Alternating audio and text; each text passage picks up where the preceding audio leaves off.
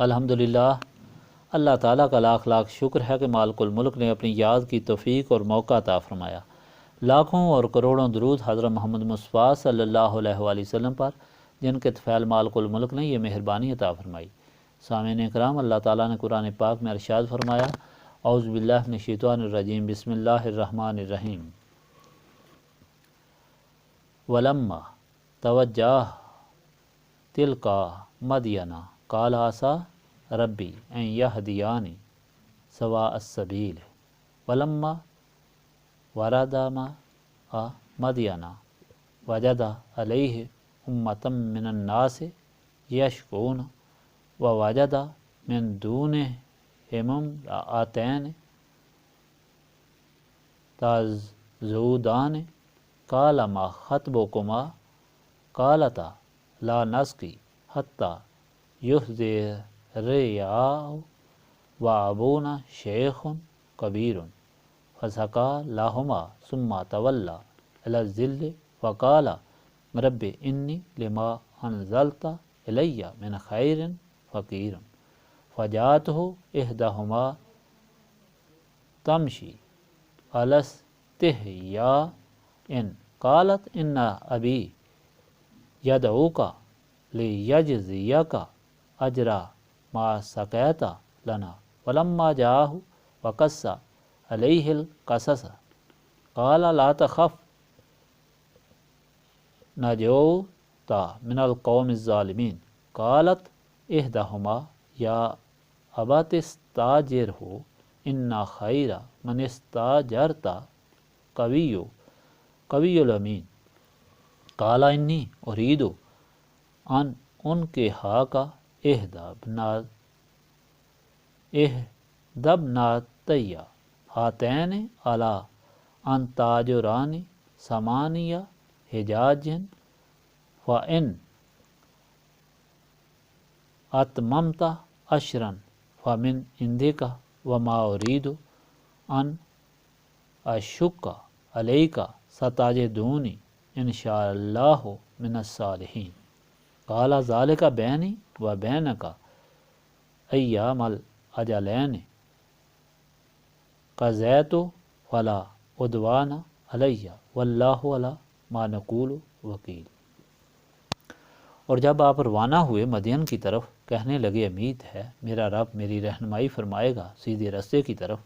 اور جب آپ مدین کے پانی پر پہنچے تو دیکھا کہ وہاں پر لوگوں کا ایک ہجوم ہے جو اپنے مویشیوں کو پانی پلا رہا ہے، اور دیکھا ان لوگوں سے الگ دو عورتیں جو کہ اپنے ریوڑ کو روکے ہوئے ہیں۔ آپ نے پوچھا کہ تم کیوں اس حال میں کھڑی ہو؟ ان دونوں نے کہا کہ ہم نہیں پلا سکتی پانی جب تک چرواہے اور اپنے مویشیوں کو پانی پلا کر واپس نہ لے جائیں، اور ہمارے والد بہت بوڑھے ہیں۔ تو آپ نے پانی پلا دیا ان کے ریوڑ کو، پھر لوٹ کر سائے کی طرف آ گئے اور عرض کرنے لگے، میرے مالک، واقعی میں اس خیر برکت کا محتاج ہوں جو تو نے میری طرف اتاری ہے۔ کچھ دیر بعد ان دونوں عورتوں میں سے ایک آپ کے پاس آئی، شرم و حیا سے چلتی ہوئی، اور کہا، میرے والد آپ کو بلاتے ہیں تاکہ آپ کو معاوضہ دیں جو آپ نے ہماری بکریوں کو پانی پلایا ہے۔ جب آپ ان کے پاس آئے اور واقعہ ان سے بیان کیا تو انہوں نے کہا کہ ڈرو نہیں، تم ظالموں سے بچ آئے ہو۔ ان دو میں سے ایک خاتون نے کہا، میرے باپ، آپ ان کو اپنا نوکر رکھ لیں، بے شک جو آپ نوکر رکھیں گے یہ سب سے بہتر ہے، جو طاقتور بھی ہے اور دیانتدار بھی ہے۔ آپ نے کہا، میں چاہتا ہوں میں بیاہ دوں آپ کے ساتھ ایک اپنی ان بیٹیوں سے، بشرط کہ آپ نوکری کریں میری 8 سال، پھر اگر پورے کر دو 10 سال تو یہ آپ کی مرضی ہے، اور میں نہیں چاہتا کہ میں آپ پر سختی کروں۔ اگر اللہ تعالیٰ نے چاہا تو مجھے اچھائی کرنے والا پاؤ گے۔ موسیٰ نے کہا کہ یہ بات میرے اور آپ کے درمیان طے پائی، ان 2 میعادوں سے، جو میعاد بھی گزاروں مجھ پر کوئی زیادتی نہ کی جائے، اور اللہ تعالیٰ ہمارے قول و قرار کا نگہبان ہے۔ پچھلے فرمان الہی میں آپ کو بتایا تھا کہ اللہ تعالیٰ حضرت موسیٰ کو کسی بہانے سے فرعون کے چنگل سے نکال کر دور ایسی جگہ لے جا کر اپنے نبی شعیب کی تربیت میں رکھنا چاہتا تھا کہ آپ وہاں مکمل ہو کر آئیں اور اس دشمن خدا کو غرق کرنے کا سبب بنیں۔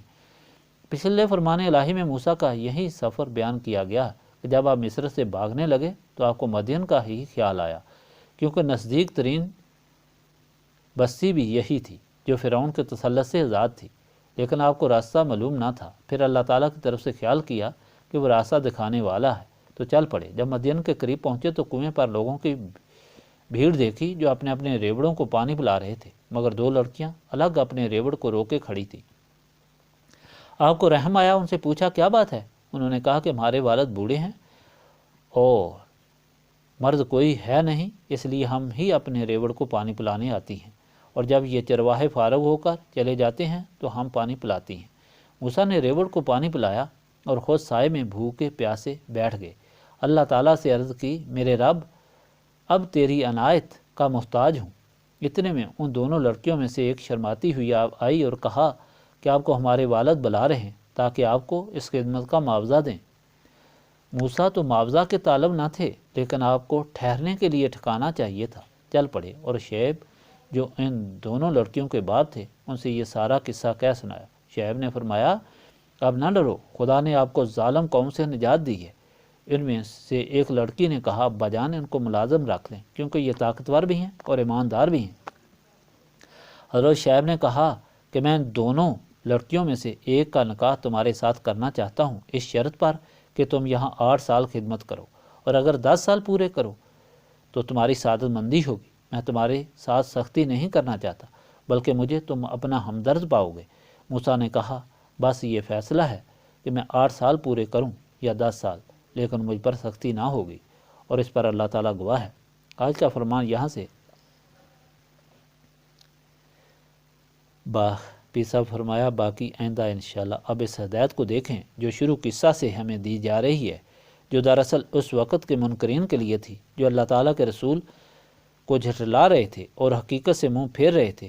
یعنی اللہ تعالیٰ جو چاہتا ہے کرتا ہے، اور اپنے کام کو وہ اس طرح پورا کرتا ہے کہ دیکھنے والے دنگ رہ جاتے ہیں، جبکہ لوگ دنیاوی ذرائع کی طرف خیال کرتے ہیں، لیکن دراصل یہ سامان اللہ تعالیٰ کی طرف سے ہی ہوتا ہے۔ دیکھیں، آدم کو جنت بھی رکھنا تھا اور دنیا میں لا کر آباد بھی کرنا تھا، اور ان کے لیے کیا عجیب بہانہ بنایا۔ بہرحال سارے رسول اس طرح اللہ تعالیٰ کی طرف بلانے والے بن کر آئے۔ ان کے مخالف زور بھی رکھتے تھے، زر بھی رکھتے تھے، اور رسول صرف اللہ تعالیٰ کا سہارا اور مدد رکھتے تھے، جس پر سیاہ دل توجہ نہیں کرتے تھے اور دنیاوی ذرائع کو زیادہ اہمیت دیتے تھے۔ لیکن اللہ تعالیٰ نے ایسے اسباب پیدا کیے کہ اللہ تعالیٰ کے رسول اور ان کے غلام کامیاب ہوئے، اور تکبر، غرور اور کفر کرنے والے غرق، تباہ، برباد ہوئے۔ ان میں عجیب قصہ موسیٰ اور فرعون کا ہے جو آپ سن رہے ہیں، اور یہی ثابت کیا جا رہا ہے کہ جنہوں نے اللہ تعالیٰ کے رسول کی اطاعت کی دونوں جہانوں میں کامیاب ہوئے اور منکرین تباہ ہوئے۔ اور ہدایت یہ دی جا رہی ہے کہ یہ آخری رسول صلی اللہ علیہ وآلہ وسلم اللہ تعالیٰ کے محبوب اور سید المرسلین صلی اللہ علیہ وآلہ وسلم ہے، باعث تخلیق کائنات ہیں۔ ان کی اطاعت اختیار کرو، اس میں بھلائی ہے، اور اطاعت تب ہی کر سکو گے جب نسبت رسولی صلی اللہ علیہ وآلہ وسلم حاصل کرو گے، کیونکہ جہاں ان کو اللہ تعالیٰ کی طرف بلانے والا، ہدایت دینے والا بنا کر بھیجا گیا ہے، وہاں ان کو روشن کرنے والا چراغ بھی بنا کر بھیجا گیا ہے۔ اسی چراغ کی روشنی سے تمہارے قلوب منور ہوں گے اور شیطان اور نفس کو مغلوب کر کے صراط مستقیم پر چل سکو گے۔ نسبت رسولی صلی اللہ علیہ وآلہ وسلم، یہی نسبت رسولی صلی اللہ علیہ وآلہ وسلم ہے جس کے ہم طالب ہیں، اور اسے حاصل کرنے کے لیے ہم یہاں بیٹھ کر یاد الہی سے سینے صاف کرتے ہیں۔ اللہم صلی علی سیدنا محمد وعلی آلہ وصحبہ صلاۃ تکون لنا مان من کل خوف۔ ربنا آتنا فی الدنیا حسنۃ وفی الآخرۃ حسنۃ وقنا عذاب النار۔